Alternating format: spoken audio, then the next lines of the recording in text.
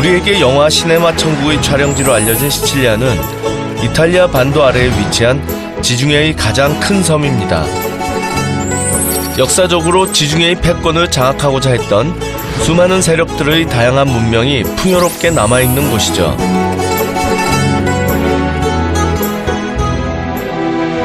이탈리아 반도와 시칠리아 섬 사이에 있는 이 좁은 바다가 메시나 해협입니다.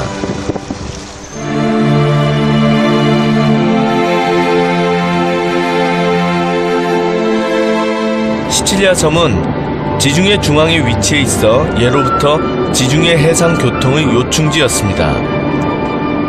때문에 지중해의 패권을 장악하고자 했던 세력들은 끊임없이 시칠리아를 두고 쟁탈전을 벌여왔죠.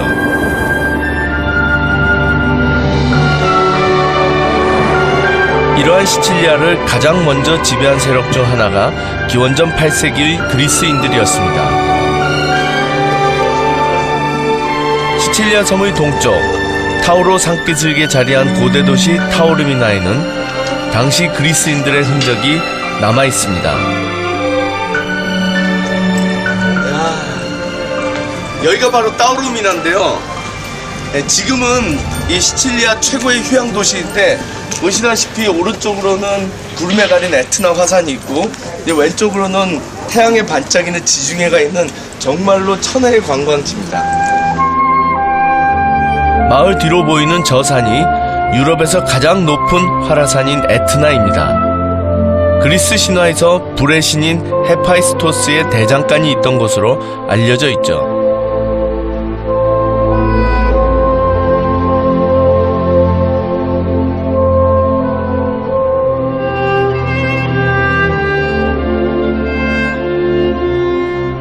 기원전 8세기에 이미 이 바다를 건너서 그리스인들이 이곳 곳곳에 이 타우르미나 같은 식민 도시를 건설했고요.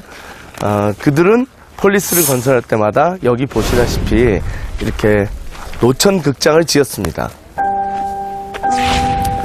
그들이 노천 극장을 지었던 이유는 이곳에서 비극을 상연함으로써 이 공동체를 이끌어가는데 가장 핵심적인 시민 계급을 기르고 그들에게 책임의식과 어떤 삶의 지혜를 가르쳐주는 학교로서 기능을 했기 때문이죠.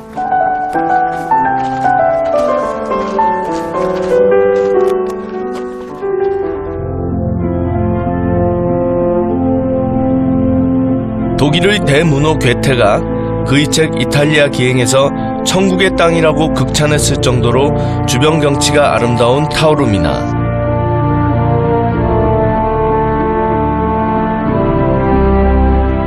그리스인들은 타우르미나에서도 가장 전망이 좋은 곳에 극장을 지었습니다. 유럽에서 가장 높은 활화산인 에트나와 푸른 지중해가 내려다 보이는 곳에 극장을 건설했던 그리스인들은 시칠리아에 그들의 문화를 꽃피웠죠.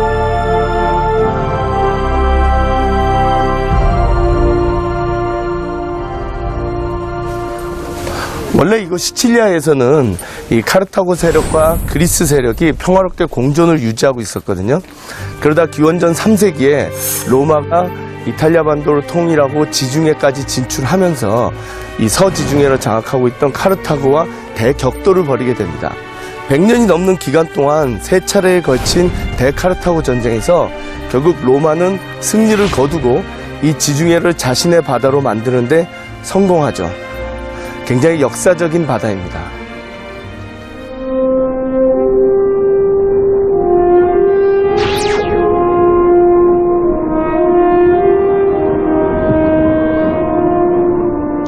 고대부터 유럽 문명의 중심 무대가 되어왔던 지중해는 아시아와 아프리카, 유럽 3개 대륙에 둘러싸여 있는 바다입니다. 3개의 대륙을 지배하기 위해선 지중해의 패권을 장악해야 했고, 그러기 위해선 지중해 중앙에 위치한 시칠리아 정복이 중요했습니다.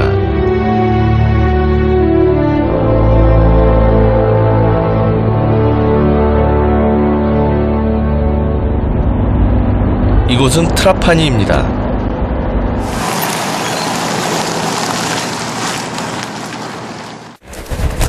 제가 지금 찾아가는 곳은 그 고대 로마 시대부터 소금의 산지로 유명했던 트라판이라는 곳입니다. Buongiorno. Benvenuti, benvenuti. Andiamo a vedere il mulino.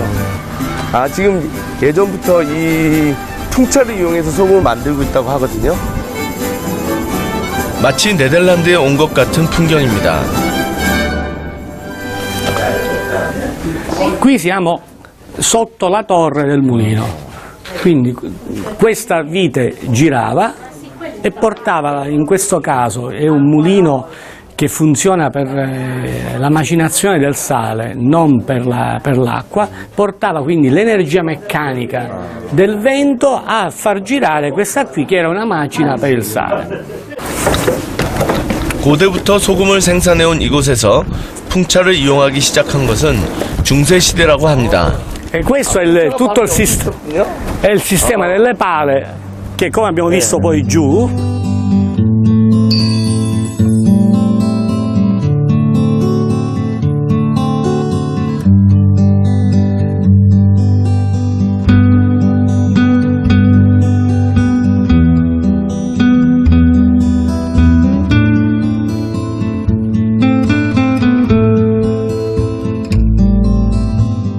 제 뒤로 보이다시피 이 소금이 이렇게 쌓여 있는데요. 과거에는 소금을 백색 황금이라고 부를 정도로 정말로 중요한 물자였거든요. 이런 백색 황금이 지천으로 나는 게 시칠리아예요. 고대로부터 소금뿐 아니라 밀 비롯해서, 그래서 이제 고대에는 로마 제국의 곡창지대라고 할 정도로 중요한 지역이었거든요. 이제 그런 풍요로운 땅이 시칠리아죠. 과거 부와 권력의 상징이었던 소금.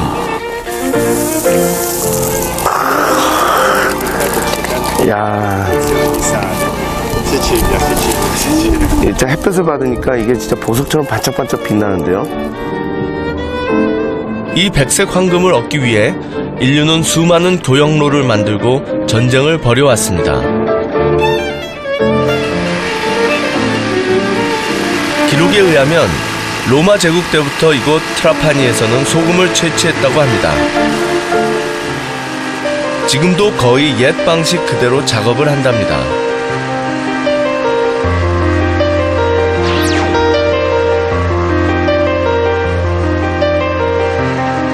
고대부터 생존을 위해 꼭 필요했던 소금은 전쟁을 위한 필수품이기도 했습니다.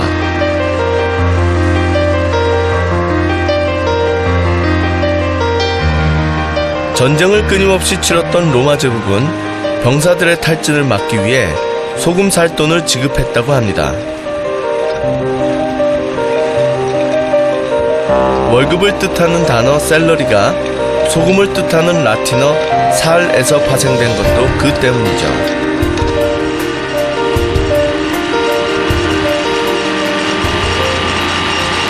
Fin dai tempi romani il sale è stato prezioso, e tant'è che i romani hanno costruito una strada che si chiama Via Salaria, appunto perché era la strada con cui il sale arrivava nella città di Roma.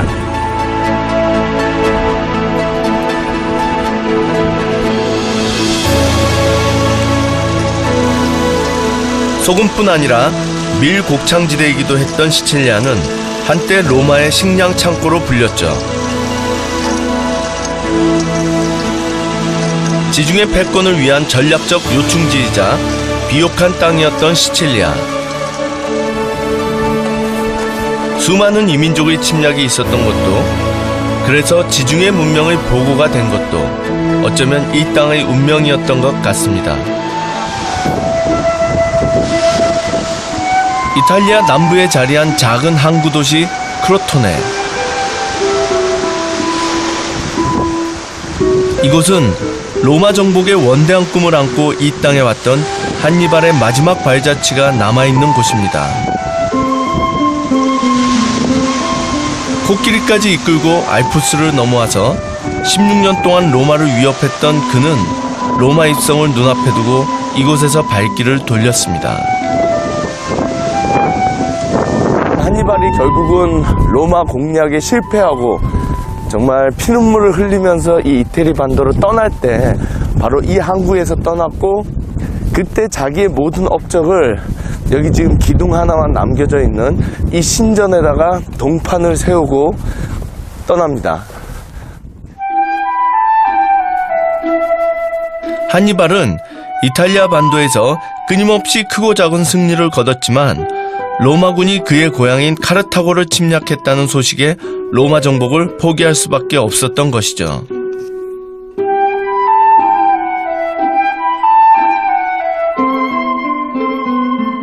정말로 평생을 로마라고 하는 이 제국을 무너뜨리기 위해서 살았던 한니발이라는 한 사나이가 결국 그의 모든 노력이 물거품이 되고 이 땅을 떠나갈 때 심정이 어땠을까.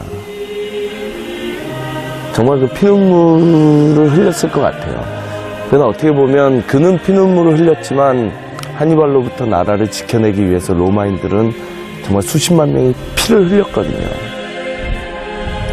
어떻게 보면 위대한 한니발의 흔적이기도 하고 그를 이겨낸 더 위대한 로마인을 기리는 그런 또 상징이기도 한 것 같아서 굉장히 감동적인데요.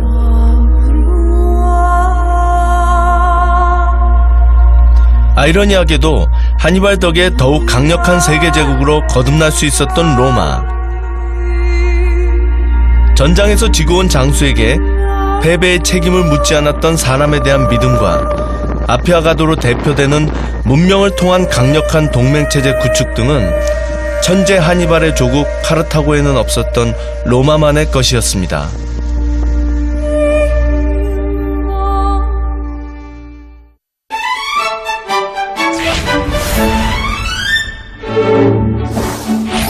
와, 넓다. 엄청 넓다. 우와, 정말 멋있는 전망이에요. 우와. 정말 동화 속에 와 있는 기분이고. 막상 와보니까 완전히 다른 세상. 예, 천국이 따로 없다 싶습니다. 여기가 그 유명한 말로만 듣던 그 블루라군입니다.